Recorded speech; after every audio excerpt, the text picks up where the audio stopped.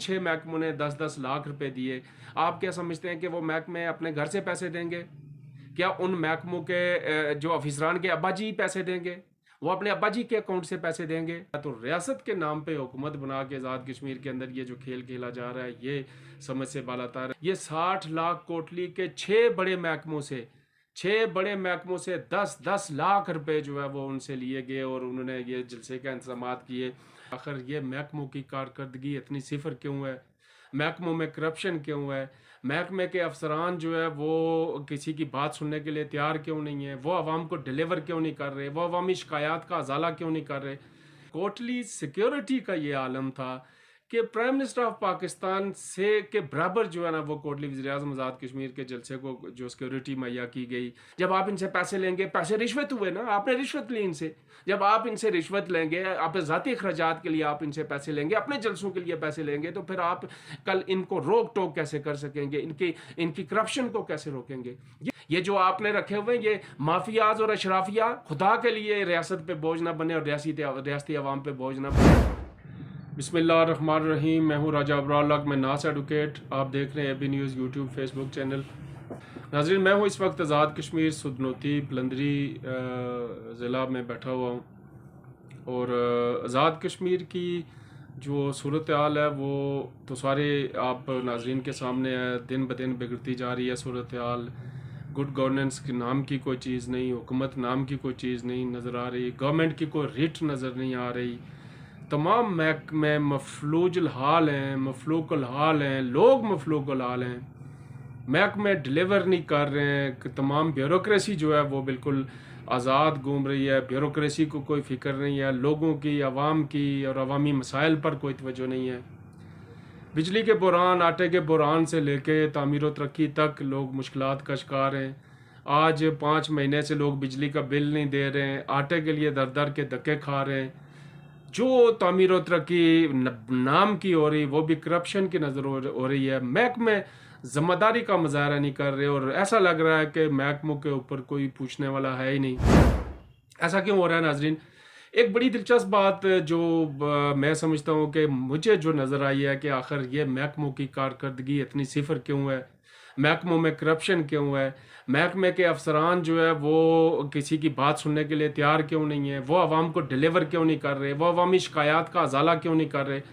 ये बात मुझे गुज़िश्ता दिन इस बात पे बड़ा मुझे मुझे मैं गौर किया मैंने कि आखिर महकमों की ये हालत ज़ार क्यों है। तो गुज़िश्ता दिन जब वज़ीर-ए-आज़म आज़ाद कश्मीर चौधरी अनवारुल हक साहब कोटली तशरीफ़ लाए तो वो तस्वीर पूरी खुल के मेरे सामने नज़र आ गई। मुझे जो मैंने देखा, उनके प्रोग्राम को कवर किया, सोशल मीडिया देखा, अखबारात में देखा और जो मौके की सूरत हाल वो देखी। उसके बाद नाजरीन मैं ये कहने पे मजबूर हुआ हूँ कि आज़ाद कश्मीर जो है वो आज़ाद कश्मीर रियासत कहलाने के की हकदार नहीं है। आज़ाद कश्मीर एक छोटी सी एक इंतज़ामी यूनिट है और वो छोटा सा इंतज़ामी यूनिट भी अपनी ज़िम्मेदारियाँ पूरी नहीं कर रहा है। तो रियासत के नाम पे हुकूमत बना के आज़ाद कश्मीर के अंदर ये जो खेल खेला जा रहा है ये समझ से बालातर है। और मेरी इस नस्ल को, नौजवानों को और लोगों को ये समझ नहीं आ रही है कि क्या आज़ाद कश्मीर एक अलहदा रियासत है, कोई हुकूमत है, यहाँ पे कोई अलहदा से पार्लियामेंट है, कोई अलहदा से यहाँ पे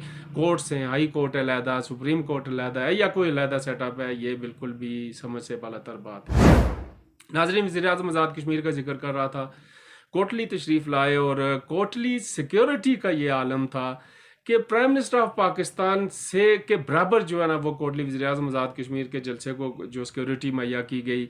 चारों तरफ पूरा शहर कोटली का सील करके रख दिया गया। रात 10 बजे के बाद जो है ना शहर को सील कर दिया गया। कोई किसी की गाड़ी, किसी का मोटरसाइकिल, इवन एम्बुलेंस तक नहीं आने दी गई। एक मरीज़ बेचारा वो इस वज़ीर-ए-आज़म की टाइट सिक्योरिटी की वजह से बिल्कुल अस्पताल से महज 2-3 गलियों की दूरी पर उसकी एम्बुलेंस फंसी और वो उसको अस्पताल नहीं जाने दिया गया और वो दम तोड़ गया और उसका बेटा वहाँ चीखो पुकार कर रहा है, कोई सुनने वाला नहीं है। इसके साथ साथ नाजरीन एक और बात जो मुझे इज़राय ने बताया और मुझे पता चला कि आज़ाद कश्मीर के इस दौरे के दौरान वज़ीर-ए-आज़म आज़ाद कश्मीर के सिर्फ सिक्योरिटी इंतज़ामात और जलसे के इंतज़ामात, खाने, लंगर और दीगर जो है ना वो अयाशियों से हट के सिर्फ जलसे के इंतज़ामात के लिए 60 लाख रुपए नाजरीन खर्च किए गए। और आप जानते हैं ये 60 लाख कहाँ से खर्च किए गए? ये 60 लाख कोटली के 6 बड़े महकमों से 10-10 लाख रुपए जो है वो उनसे लिए गए और उन्होंने ये जलसे के इंतजाम किए और खाने के और दीगर अखराजात अलहदा ये 15-20 लाख इजाफी कर लिया, बल्कि 30 लाख इजाफी कर ले। 1 करोड़ के लगभग जो है ना ये जलसा जाके वज़ीर-ए-आज़म आज़ाद कश्मीर का प्रोटोकॉल वहाँ पे पहुँचा है। नाज़रीन, मैं महकमों की बात कर रहा था कि अगर महकमे जिन 6 महकमों ने 10-10 लाख रुपए दिए, आप क्या समझते हैं कि वो महकमे अपने घर से पैसे देंगे? क्या उन महकमों के जो अफिसरान के अब्बा जी पैसे देंगे? वो अपने अब्बा जी के अकाउंट से पैसे देंगे? नहीं नाज़रीन, वो पैसे अवाम के टैक्सों से काटे जाएंगे, वो अवाम के फंड्स से काटे जाएंगे और वो अवाम पर बोझ डाला जाएगा। वो 10-10 लाख रुपया जो यहाँ से वो इकट्ठा किया गया। और फिर दूसरी बात यह है कि एक महकमा जब वज़ीर-ए-आज़म के जलसे के लिए 10 लाख रुपया देगा, मुझे बताएं उस महकमे के इंचार्ज को, उसकी चेयर को, उसके ऑफिसर को या उसके अफसरान को या उसके एहलकारान को, कल क्या आप कहते हैं कि जब वो महकमा जो है वो डिलीवर नहीं करेगा, वो करप्शन करेगा, वो गलत करेगा, वो बुरा करेगा, तो क्या उसको को पूछेगा? नाज़रीन, कोई नहीं पूछेगा तो फिर 10 लाख रुपए वाली बात आ जाएगी कि जनाब आपने 10 लाख रुपया हमसे लिया था। ये महकमों के साथ इस तरह का रवैया, इस तरह का बर्ताव। आपने जलसा करना है तो आप पैसे घर से ले आएँ, आपके पास डोनर्स हैं, दें। आप रियासत के तो वैसे भी खा पी रहे हैं, आप सारे मिलजुल के उधर से निकाल लें। आप अपने डोनर्स को लाएं, आपके पास इंग्लैंड में बड़े बड़े अरबपति लोग जो है आपको फंडिंग कर रहे हैं। ये सरकारी महकमों से, अवाम के टैक्सेस से पैसे जो है 10-10 लाख रुपए आपने लेके वहाँ पे जलसा किया। और इतना जलसे की हालत भी ये थी नाजरीन कि वो जलसा तो क्या, वो जलसी भी नहीं कहला सकी। तो ऐसी सूरत हाल में आज़ाद कश्मीर की गुड गवर्नेंस कहाँ पे गई? आज़ाद कश्मीर में मेरिट कहाँ पे गया? आज़ाद कश्मीर में इंसाफ कहाँ पे गया? आज़ाद कश्मीर के जो लोकल स्ट्रक्चर है महकमों का, इस पर आपकी ग्रिप और कंट्रोल एंड कमांड कैसे जो है वो बाकी रहेगा? जब आप इनसे पैसे लेंगे, पैसे रिश्वत हुए ना, आपने रिश्वत ली इनसे।